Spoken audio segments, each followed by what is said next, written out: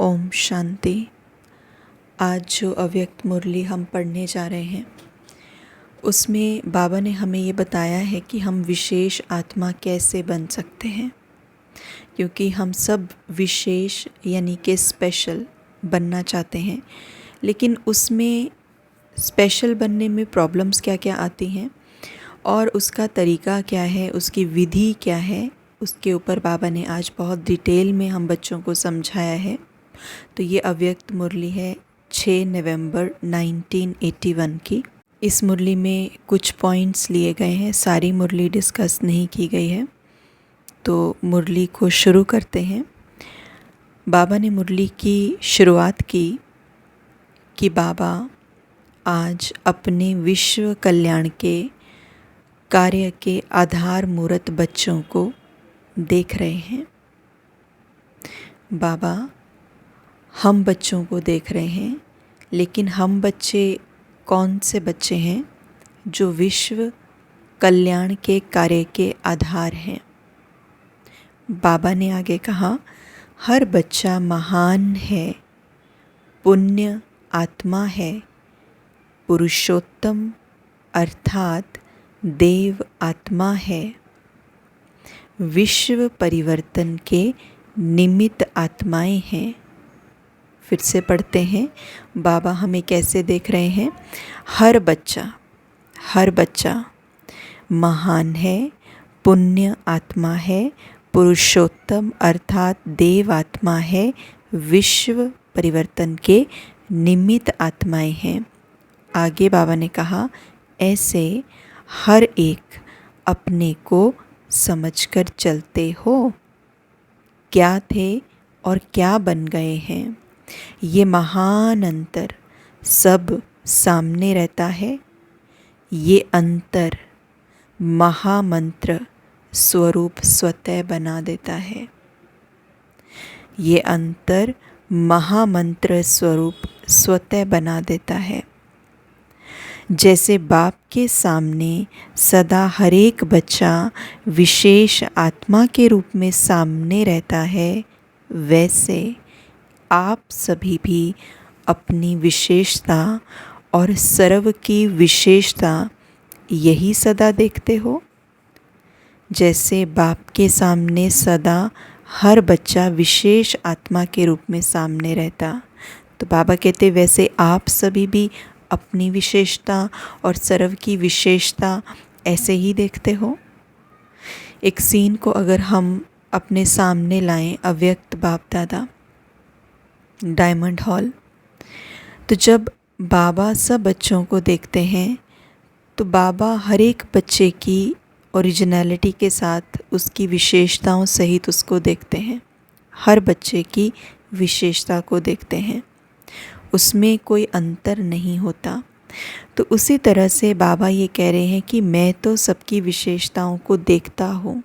क्या वैसे ही बच्चे अपनी विशेषता को देखते हैं और दूसरों की विशेषता को देखते हैं, फिर व्यवहार में आते हैं? क्योंकि लाइंस बहुत गहरी हैं। बाबा ने हमें हमारी विशेषता क्या याद दिलाई। हर बच्चा महान है, पुण्य आत्मा है, विश्व कल्याण के निमित्त है, पुरुषोत्तम है, देव आत्मा है, विश्व के परिवर्तन में निमित्त है। तो अगर हम इस कॉन्शियसनेस में स्थित हो जाएं, इस स्मृति में स्थित हो जाएं अभी अभी कि मैं कौन सी आत्मा हूँ, महान, पुण्य, पुरुषोत्तम, देवता, विश्व कल्याणकारी, विश्व परिवर्तन के निमित्त, तो जब अपनी महानता को मैं ऐसे समझूं, अपनी विशेषता को जब मैं हर समय अपने सामने रखूं, तो क्या मुझसे कोई भी कर्म गलत हो सकता है? आंसर है नहीं।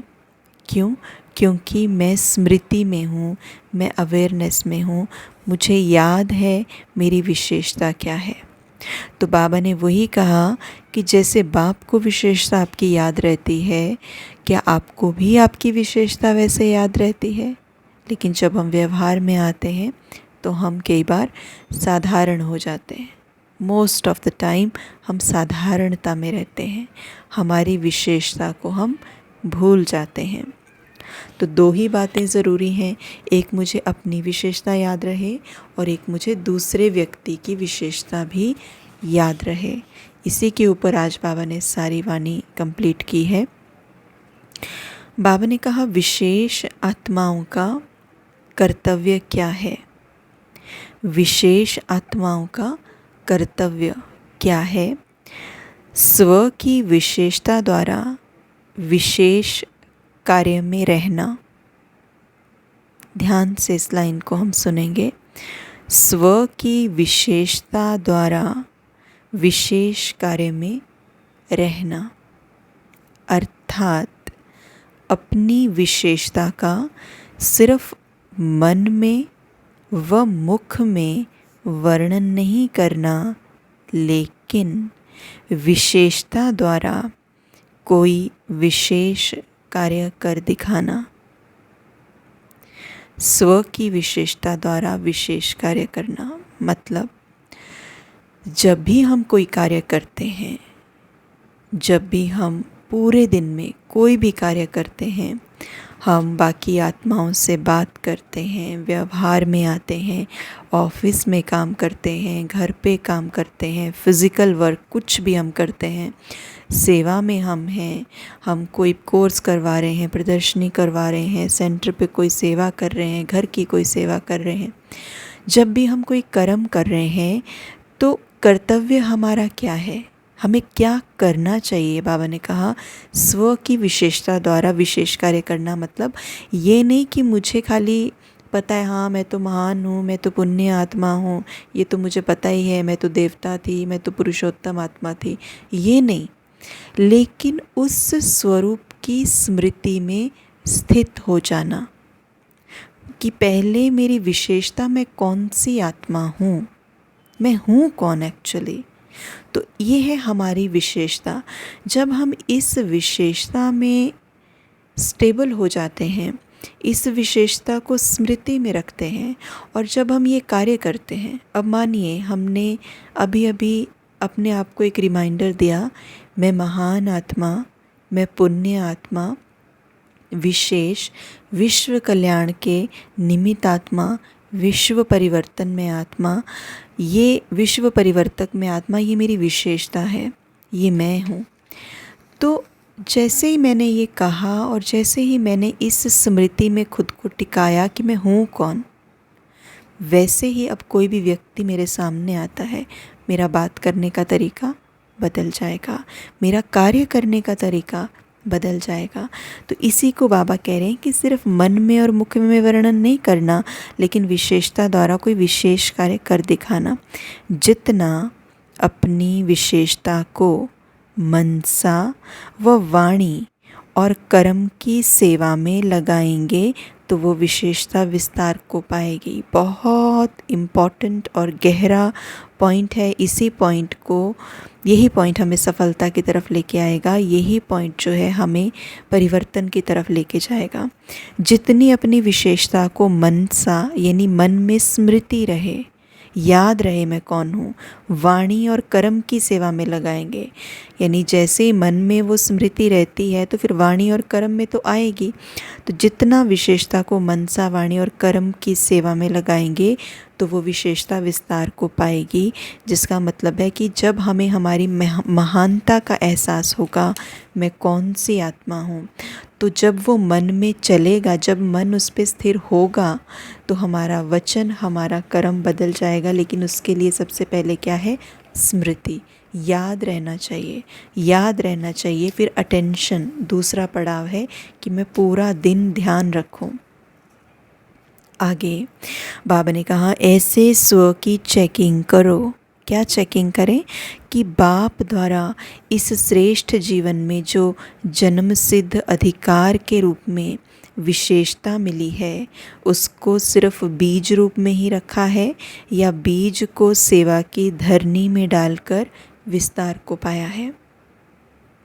यानी जो विशेष हमें जन्म सिद्ध अधिकार मिले हैं, जन्म सिद्ध अधिकार क्या होते हैं? जैसे ही हम आत्माएं परमात्मा के संबंध संपर्क में आती हैं, जैसे ही हम उससे अपने सत्य स्वरूप का ज्ञान ले लेती हैं, जैसे ही परमात्मा हमें एहसास दिलाते हैं कि तुम शरीर नहीं आत्मा हो, तो हमें हमारे सारे खोए हुए अधिकार मिल जाते हैं। वो जन्मसिद्ध अधिकार कौन से थे? सुख, शांति, शक्ति, प्रेम, फ्रीडम, आज़ादी, कर्मेंद्रियों की अधीनता खत्म, सर्व शक्तियाँ, सर्व गुण। जैसे ही आत्मा अपनी आत्मिक स्थिति में स्थित हो जाती है तो ये सारे अधिकार उसको मिल जाते हैं। ये सारे अधिकार ही उसकी विशेषता है, यही उसकी महानता, यही उसकी पुण्य स्थिति है। तो ये सारी जो भी महानताएं हैं, विशेषताएं हैं, यही जन्मसिद्ध अधिकार हैं। तो इन्हीं में खुद को स्थित करना, इन्हीं को याद रखना और इन्हीं को याद रख के कार्य व्यवहार में आना, तभी ये जन्मसिद्ध अधिकार सार्थक होता है, प्रैक्टिकल स्वरूप में आता है। नहीं तो ये विशेषताएं बाबा कहते बीज की तरह अंदर ही। जैसे हमने देखा है कि अगर एक बीज को आप पॉकेट में डाल के रख लेंगे तो वो बीज प्रफुल्लित नहीं होगा, चाहे उसमें कितना ही मीठा फल क्यों ना निकले, कितने अच्छे फ्लावर्स क्यों ना हो। लेकिन उसको एक वातावरण देना बहुत ज़रूरी है, उसको ज़मीन में गाड़ना बहुत ज़रूरी है, पानी देना, उसका जो भी फीड है देना बहुत ज़रूरी है। तो उसी तरह से अगर हम मन में खाली सोचते रहेंगे, अच्छा मैं हूँ तो महान आत्मा, हाँ हूँ तो मैं आत्मा ही, लेकिन जब तक उस मन के संकल्प को प्रैक्टिस नहीं किया जाएगा, व्यवहार में नहीं लाया जाएगा, अटेंशन नहीं दिया जाएगा, कर्म में नहीं लाया जाएगा, वो फल नहीं देगा। तो इसीलिए बाबा कह रहे हैं कि विशेष आत्मा अगर बनना है, उसका टूल क्या है? उसको मन, वचन, कर्म तक लेके आना, मतलब उसको प्रैक्टिस करना, अपनी विशेषताओं को स्मृति रखना, स्मृति में रखने के बाद उसको कार्य व्यवहार में लाना, पूरा दिन सबके साथ उसको यूज़ करना, ये बहुत ज़रूरी टूल है। अपना स्वभाव बदलने के लिए भी, विशेषताएं लाने के लिए भी, अपना संस्कार परिवर्तन करने के लिए भी यही टूल है कि हम परमात्मा के महावाक्यों को प्रैक्टिकल स्वरूप जितना देंगे उतना ही हमें रिज़ल्ट मिलता जाएगा। तो इसी वाणी का जो पार्ट 2 है उसको भी हम देखेंगे, इसी के बाद वो पोस्ट किया जाएगा। और उसमें बाबा ने 3 तरह के बच्चे दिखाए हैं, 3 तरह के बच्चों के बारे में बताया है कि बच्चे क्या करते हैं। ये जो विशेषता रूपी बीज है, इसके साथ 3 तरीके के बच्चे हैं जो अलग अलग चीज़ें करते हैं। तो वो क्या क्या करते हैं, तो हमें समझ में आएगा कि हमारी कैटेगरी उनमें से कौन सी है और अब हमें क्या करना चाहिए। तो पार्ट 2 में आधा हम इसका जानेंगे। ओम शांति।